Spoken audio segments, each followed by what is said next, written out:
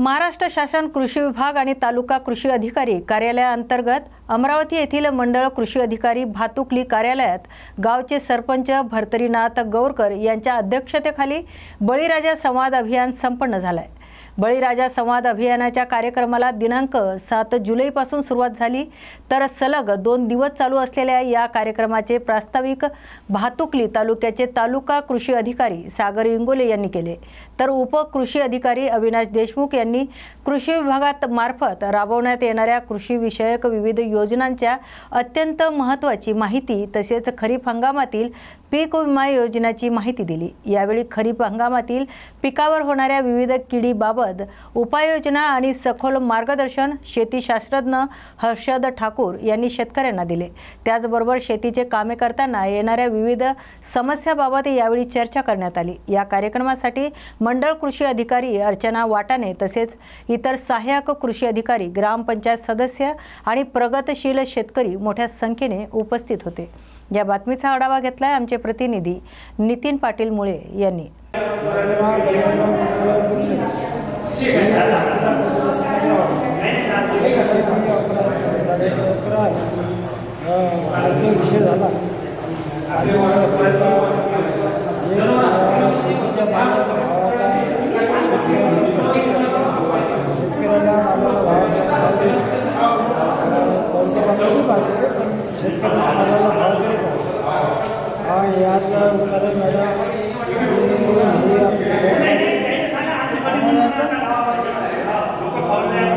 कृषीचे हे सहकारी होते।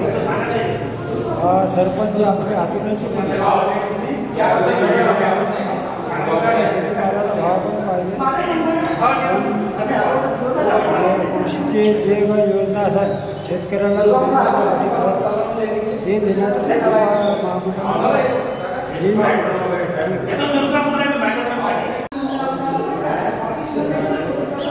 नमस्कार, मी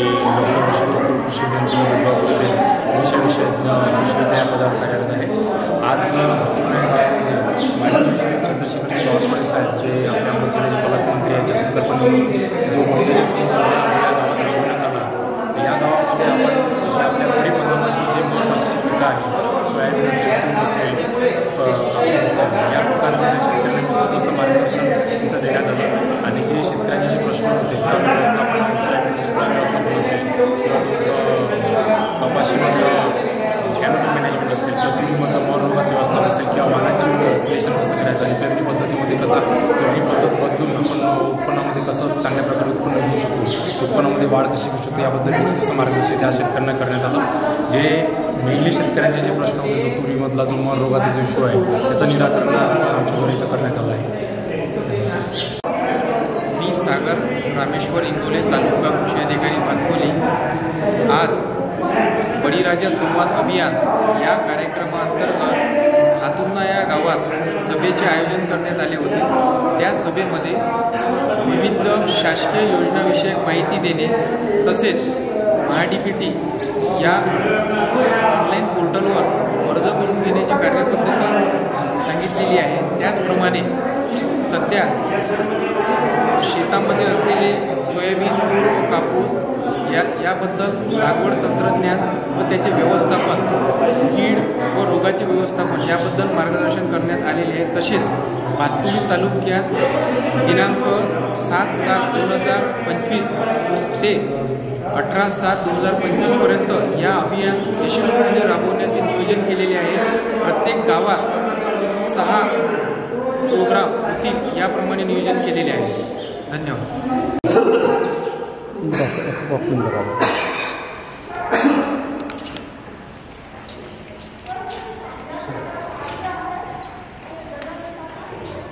नमस्कार शेतकरी बंधूंनो, आज माननीय श्री चंद्रशेखरजी बावनकुळे पालकमंत्री अमरावती यांच्या संकल्पनेतून बळीराजा संवाद अभियान हा कार्यक्रम हातुर्ना पुनर्वसन येथे राबवण्यात आलेला आहे। बऱ्याच ठिकाणी जर आज विचार केला तर लगातार 3 ते 4 दिवसापासून सर्वत्र महाराष्ट्रात पाऊस होत आहे। अखंड पाऊस हा सर्वत्र चालू आहे। अशा स्थितीतही सर्व कर्मचाऱ्यांचा संप सुद्धा आज होता। पण अशा परिस्थितीत जर विचार केला, शेतकरी आणि कृषी विभाग नेहमी तुझं न माझं जमेना आणि तुझ्या विना कर्मेना ह्या गोष्टीचा विचार करून शेतकरी संवाद हा होणं गरजेचं होतं। आणि कृषी विभाग आणि शेतकऱ्यांचे नेहमीच काही ना काही कारणानं वादविवाद होत असतात, त्यांच्यामध्ये संवाद हा होत नव्हता। आज त्याच संवादाच्या माध्यमातून आज कृषी विभागाने एक नवीन पाऊल उचललेलं आहे।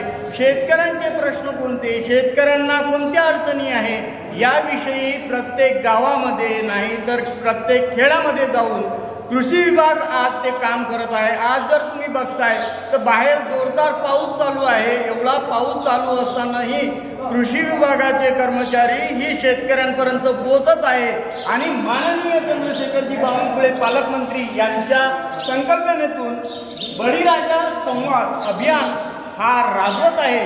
ही महत्त्वाची गोष्ट या ठिकाणी आहे आणि या अंतर्गत जर या पद्धती चालू झाल्या तर निश्चितच शेतकऱ्यांच्या काही अडचणी संपतील असं या कार्यक्रमातून तरी वाटत आहे। मी नितीन पाटील मुळे, न्यूज मराठी 24/7, नवा भारत नवा विचार।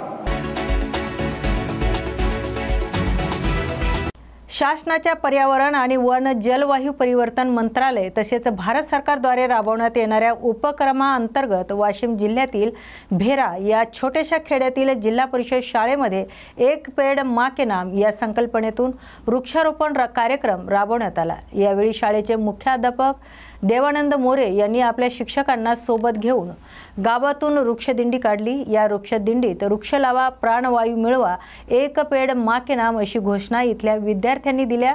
तर या दिंडीत शाळेतल्या चिमुकल्या मुलांनी वारकऱ्यांच्या वेशभूषा परिधान करून महाराष्ट्राची संस्कृती जोपासली।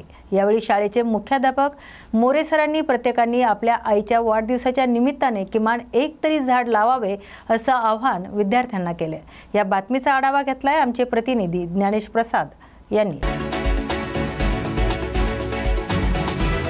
छत्रपती संभाजीनगरमध्ये आज जिल्हा वकील संघाची निवडणूक पार पडली। या निवडणुकीमध्ये अध्यक्षपदी 4 उमेदवार तर सदस्य पदासाठी 30 उमेदवार रिंगणात आहेत। तर या रिंगणात असणाऱ्या उमेदवारांची संख्या यावर्षी सर्वात जास्त असून या निवडणुकीसाठी जवळजवळ 3,500 मतदार आहेत।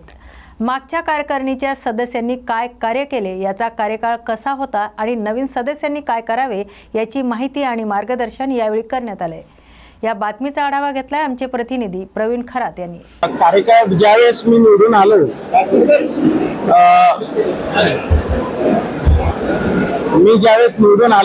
त्यावेळेस जे काही माझ्या वर्ग वकील संघाने एक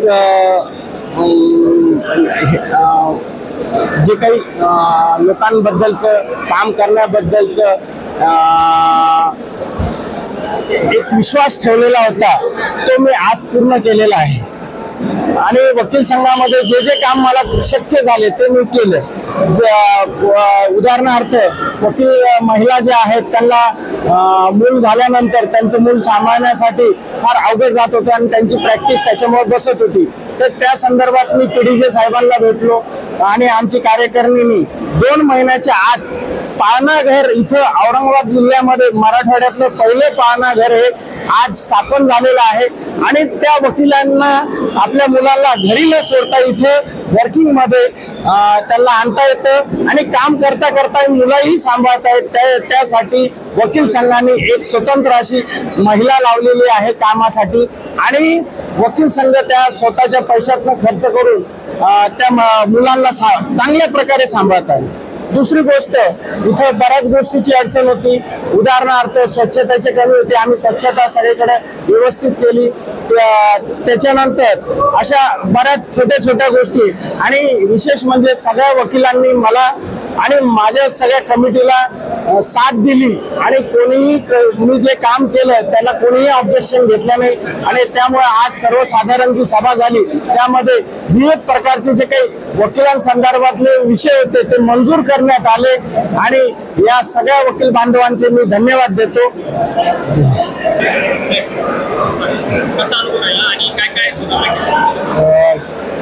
एक वर्ष जवळपास झालं। आम्ही 1 वर्षानंतर ज्यावेळेस आमची कार्यकारिणी निवडून आली, अध्यक्ष मी सचिव आणि बाकीची आमची जी कार्यकारिणी होती, तर ज्यावेळेस आम्ही निवडून आलो तर तसे वकिलांचे बरेचसे प्रश्न आमच्या समोर होते.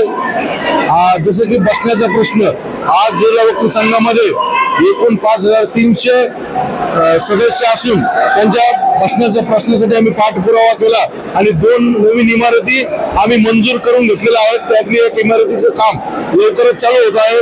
तसंच पार्किंगचा जो बऱ्याच वर्षापासून प्रश्न होता तो पण आम्ही 4 मजली इमारतीचा प्रस्ताव जे वाहन ते मंजूर केलेला आहे. आणि फॅमिली कोर्ट ते जिल्हा वकील संघाचं जे कोर्ट आहे त्याच्यामध्ये जाण्याचा जो त्रास होतो त्याच्यासाठी आम्ही अंडरपास जो आहे तो बोगद्याचा प्रस्ताव आम्ही पाठवलेला आहे, तो बी मंजूर झालेला आहे. आणि त्यानंतर बघितलं तर अन्याय अत्याचार वकिलांकडून किंवा बाकीच्यांकडून जे वकिलावर झाले होते त्याच्यासाठी बऱ्याचशा वेळेस त्यावेळेस आंदोलन आणि मोर्चे काढण्यात आले आहेत. त्याचे फलित म्हणून आम्हाला बऱ्याचशा गोष्टीत न्याय मिळाला आणि वकिलांचे जे प्रश्न होते, महिलांचे प्रश्न असो, वकिलांचं विश्रामगृह तयार करण्यात आलं. लेडीज वकील महिलांसाठी मुलांसाठी पाळणाघर तयार करण्यात आलं. तसंच एक सुसज्ज असं वकील संघाचं ऑफिस तयार करण्यात आलेलं आहे.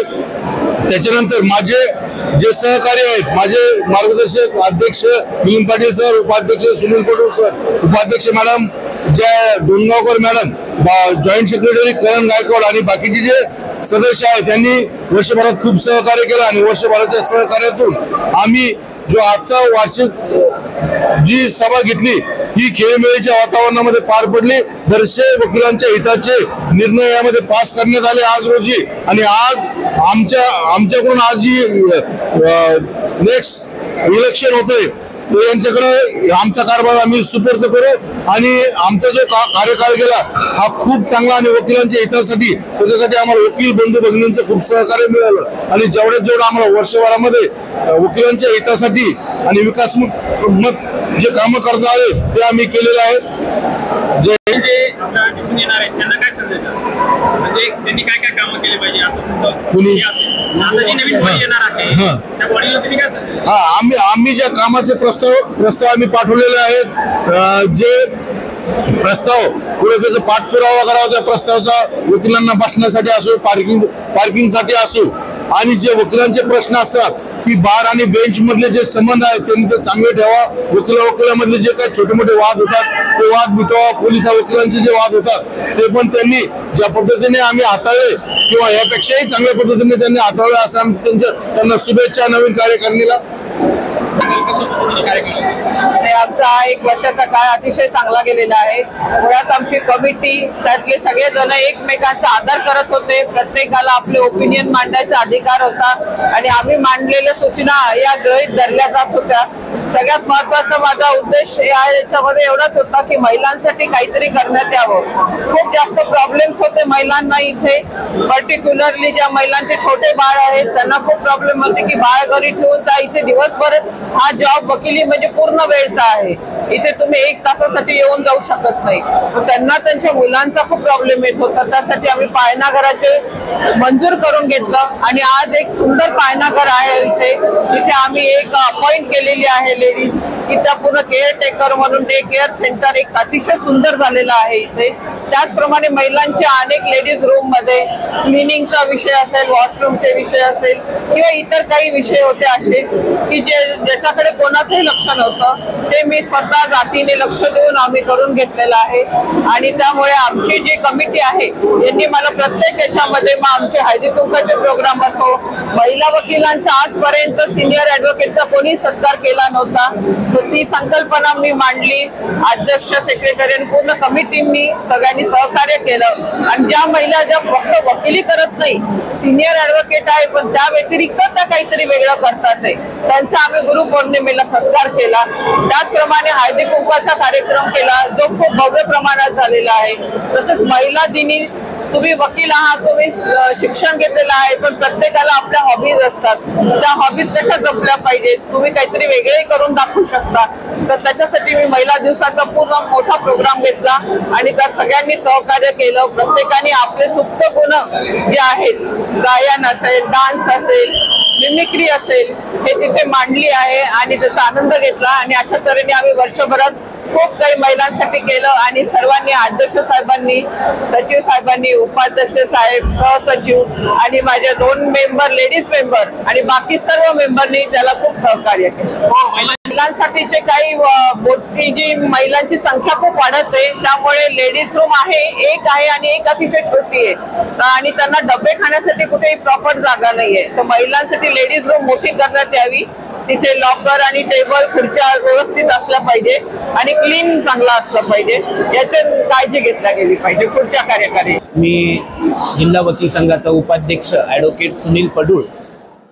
यावर्षी आमची बॉडी निवडून आल्यानंतर यावर्षी आमची बॉडी निवडून आल्यानंतर जे आहे तर आम्ही वकिलांच्या हितासाठी अनेक असे कामं केलेली आहेत. त्या कामाच्या माध्यमातून जे आहे वकिलांना बसण्याची व्यवस्था असो, पिण्याच्या पाण्याची व्यवस्था असो, स्वच्छतेची व्यवस्था असो, अशा वेगवेगळ्या गोष्टी ज्या आहे तर त्या करण्याचा प्रयत्न आम्ही वकील संघामार्फत केलेला आहे. आणि अशा परिस्थितीमध्ये जे आहे तर वकिलांना मेडिकल इन्शुरन्स मिळावा याकरता जे आहे तर आज आम्ही ऐतिहासिक असा ठराव जिल्हा वकील संघामार्फत या ठिकाणी घेतलेला आहे. अशा या निमित्त जे आहे तर एवढंच आपल्या वकील संघामार्फत मी सांगू इच्छितो. आषाढी एकादशीचे पंढरपूरमधील विठुरायाची यात्रा ही महाराष्ट्रातील वारकरी संप्रदायातील भक्तांसाठी सर्वात मोठी यात्रा म्हणून ओळखली जाते. यामध्ये अनेक वारकरी दिंड्याच्या माध्यमातून भजन कीर्तन म्हणत या यात्रेत सहभागी होतात. यातीलच एक लोणार तालुक्यातील टिटवी या गावची उद्धव बाबा राऊत यांची दिंडी गेल्या 148 वर्षापासून प्रत्येक वर्षी भक्तांच्या मोठ्या संख्येने पंढरपूरला पोहोचते. यावर्षी ही दिंडी 300 भक्तांसह पंढरपूरला पोहोचून विठुरायाच्या चरणी नतमस्तक झाली. या वारीचा उत्सव संपल्यानंतर महाराष्ट्रातील प्रत्येक दिंडी परतीच्या वेळेस आपापल्या सोयीच्या वाहनाने स्वतःच्या घरी मार्गस्थ होतात. तर महाराष्ट्राची जीवनवाहिनी असणारी लालपरी बऱ्याच भाविक भक्तांना सुखरूप घरापर्यंत पोहोचवण्याचं काम करत असते. त्याचप्रमाणे बुलढाणा जिल्ह्यातील मेहकर आगरची एसटी बस टिटवी या गावची दिंडीतील 11 प्रवाशांना स्वगृही सोडण्यासाठी सज्ज झाली. परंतु अर्ध्या वाट्यात येत असताना संध्याकाळी 6 वाजेच्या सुमारास नियमाप्रमाणे हरिपाठाची वेळ झाली आणि प्रवाशांना बसमध्येच हरिपाठ सुरू केलाय. परंतु काही प्रवाशांनी चालक राम चोपडे आणि वाहक SP तेजनकर यांना बस थांबवून हरिपाठ घेऊ अशी विनंती केली असता चालक आणि वाहकांनी या विनंतीला मान देऊन बस सुरक्षित जागी थांबवली. तेव्हा भक्तांनी खाली उतरून मोठ्या उत्साहाने हरिपाठ सुरू केला. त्यांचा उत्साह पाहून चालक राम चोपडे आणि वाहक SP तेजनकर यांनी मोह आवरला नाही आणि तेही या भक्तिमय वातावरणात हरिपाठाच्या तालात दंग झाले. यावेळी बसमधील सर्व प्रवाशांनी चालक आणि वाहकांचे आभार मानले. तर तुमच्या रूपाने आम्हाला विठुरायाचे दर्शन झाल्याचं आम्ही सुद्धा नशिबवान ठरलो असं मनोगत बस चालक आणि वाहकांनी व्यक्त केले. या बातमीचा आढावा घेतलाय आमचे प्रतिनिधी रघुनाथ आघाव यांनी. नांदेड दक्षिणचे आमदार अनंतराव बोंडाकर यांच्या मतदारसंघातील मुदखेड गाडेगाव रस्त्यावरील पुलाचं काम अत्यंत संत गतीने सुरू असल्याचं इथल्या स्थानिक नागरिकांची खूप मोठ्या प्रमाणात गैरसोय होते. या रस्त्यावरील पुलाचं काम सुरू करून जिल्हा अधिकाऱ्यांनी बंद करून ठेवलेला रस्ता लवकरात लवकर सुरू करण्यात यावा अशी विभागातील जनतेने जोरदार मागणी केली आहे. या बातमीचा आढावा घेतला आमचे प्रतिनिधी मोहम्मद रफिक यांनी. नमस्कार, न्यूज मराठी 24/7 मध्ये आपले स्वागत आहे. आम्ही आज इथं गाडेगाव इथं आलेले आहोत. आम्ही इथले उपसरपंच बत्तल वडसे यांच्या बोलणार आहोत. यांनी वारंवार प्रशासनाची पाठपुरावा मागणी केली आणि पाठपुरावा केली सोडून आज 5-7 महिने 8 महिने झालेले आहे, तरी पण या ब्रिजचं काम झाले नाही. आणि आपण या आज विचारत आहोत की काय समस्या आहे तुमची. नांदेड जिल्ह्यामधील नांदेड तालुक्यामधील नांदेड दक्षिण विधानसभा मतदारसंघामध्ये आपण गाडेगाव येथे आहोत आणि मुदखेडला जाणारा उमरीला जाणारा हा रोड आहे आणि हा रोड 1 वर्षापासून बंद आहे. कलेक्टर साहेबांनी 1 महिन्यासाठी हा रोड बंद केला होता. कलेक्टर साहेबांनी दुसरा पर्यायी रस्ता देऊन हा रस्ता बंद करायला पाहिजे होता, परंतु कुठलाही पर्यायी रस्ता न देता हा रस्ता बंद केलेला आहे. याचा आम्ही पहिल्यांदा वंचित बहुजन आघाडी निषेध करते. दुसरी गोष्ट अशी सांगायची आहे की बायपास जो आहे बोंडरचा तो बायपास 10 फुटाचा आहे.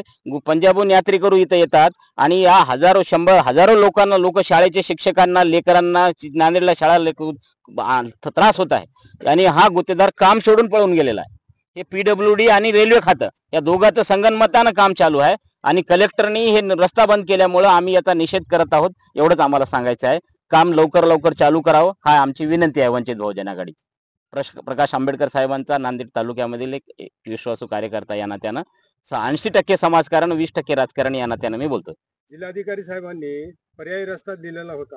पर्यायी रस्ता तो 5 फुटाचा 6 फुटाचा रस्ता आहे बोंडरचा. तिथं काही मोठे वाहन जात नाही. एखादी डिलिव्हरीचा पेशंट जर असेल तर या फुलाखाली डिलिव्हरी होईल बाईची. हाही रेल्वे जात आहे. मी रेल्वे डिव्हिजनच्या ऑफिसरला 10 वेळेस भेटलेलो आहे. काम चालू आहे. अरे कब काम चालू आहे तुम्हाला? या बीजेपी सरकार नुसतं घोषणा करते परंतु अखत्यारीत कोणतेही काम करत नाही. याचा समाज, एक समाजाचा नागरिक, एक समाजाचा प्रतिनिधी म्हणून मी या बीजेपी सरकारचा जाहीर निषेध करतोय. 8 महिन्यापासून हे काम बंद आहे. नांदेड महाराष्ट्रामध्ये एकच खासदार आहे, ओमराजे निंबाळकर. ओमराजे निंबाळकरांना मी अशी विनंती करतोय, साहेब आपण रेल्वे प्रशासनाला हा प्रश्न विचारावा अशी माझी विनंती आहे. साहेब नांदेडचे सगळे खासदार घरी काय या पुलाबद्दल बोलत, याची नेमकी अडचण काय आहे? महसूल प्रशासनाचा आहे, कोणाच्या जमिनीचे पैसे राहिलेले आहेत, काय राहिलेला आहे हा माझा शासनाला एक नागरिक म्हणून प्रश्न आहे. तुम्ही का 8 महिने वर्क ऑर्डर करून या कॉन्ट्रॅक्टरला तुम्ही काळ्या यादीत का टाकत नाही? आणि हे जे पूल आहे इथं ते कॉन्क्रीट टाकून पाणी काढून देत होता असण्याला, परंतु तसं न करता हा गुत्तेदार पळून गेलेला आहे. मग याला तुम्ही कायदेशीररित्या काळ्या यादीमध्ये का टाकत नाही असा माझा वंचित बहुजन आघाडीचा प्रश्न आहे या लोकांना.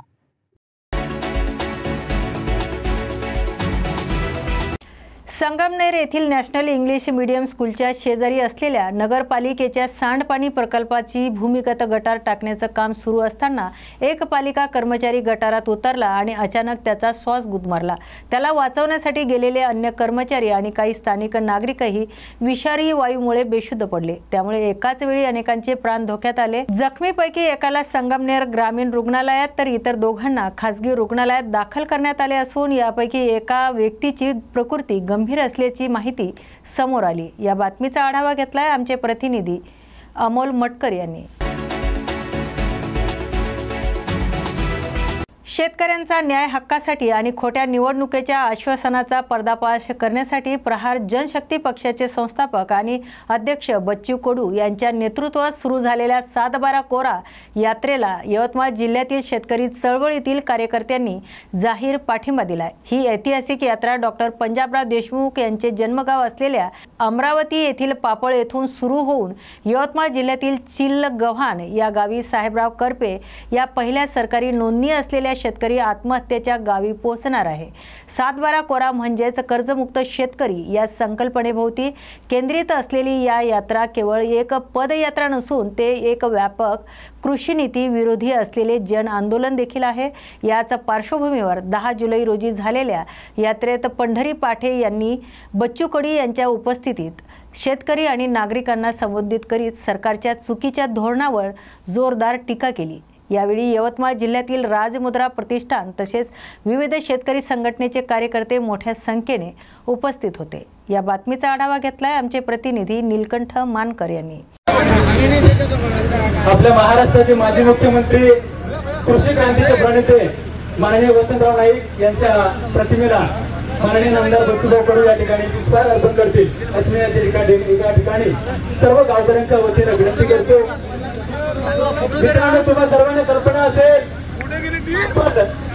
तो डॉक्टर पंजाबराव देशमुख या गावावरून यात्रेचा शुभारंभ झाला आणि ही यात्रा आपल्या यवतमाळ जिल्ह्यातील महागाव तालुक्यातील चिलगव्हाण या ठिकाणी पोहोचणार आहे. चिलगव्हाणला 1982 मध्ये एक शेतकऱ्याची आत्महत्या झाली. त्या शेतकऱ्याचं नाव होतं साहेबराव करपे आणि या साहेबराव करपे यांची जी झालेली आत्महत्या आहे ही सरकारी दप्तरी नोंद झालेली देशातली पहिली शेतकरी आत्महत्या आहे. माननीय आमदार बच्चूभाऊ कडू यांच्या मार्गदर्शनातून या नेतृत्वातून ही यात्रा पापळ ते चिलगव्हाण असा प्रवास करत आहे. आज आपल्या या गावामध्ये या ठिकाणी आलेली. तुम्हाला कल्पना असेल माननीय वसंतराव नाईक साहेब जेव्हा 11 वर्ष महाराष्ट्राचे मुख्यमंत्री होते तेव्हा त्यांनी त्यांच्या काळामध्ये आपल्या महाराष्ट्रामध्ये एकूण 4 कृषी विद्यापीठाची निर्मिती केली. एवढंच काय 1972 मध्ये जेव्हा महाराष्ट्रामध्ये दुष्काळ पडला तेव्हा माननीय नाईक साहेबांनी एक हायब्रिड अमेरिकेवरून आणलं आणि ते लोकांच्या शेतकऱ्यांच्या बांधापर्यंत पोहोचवलं आणि तेच काम सध्याच्या स्थितीमध्ये माननीय आमदार बच्चूभाऊ करतायत. लोकांच्या शेतकऱ्यांचा 7/12 कोरा व्हावा या अनुषंगाने बच्चूभाऊंचा संघर्ष आहे. हा एकट्याचा संघर्ष नाहीये.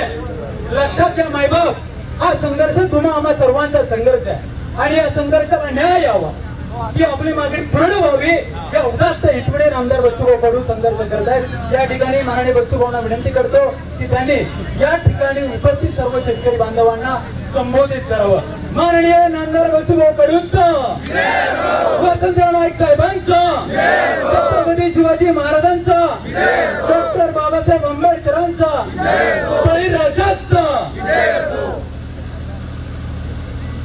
जोरानं एकदा नारे देऊ, जय जवान। अर्ध्याच लोकांना हातवर काही पक्षाभिक्षाचे बंधन आहे का बे बाबा? आता आपण कुठल्याही पक्षाचे असले तर शेतकरी तर आहे ना सगळे, काही मजूर असतात, काही शेतकरी असतात, बरोबर आहे। जोरानं अशाच नव्या आणि ताज्या बातम्या पाहण्यासाठी पाहत रहा बातमी महाराष्ट्राची। न्यूज मराठी 24/7, नवा भारत नवा विचार।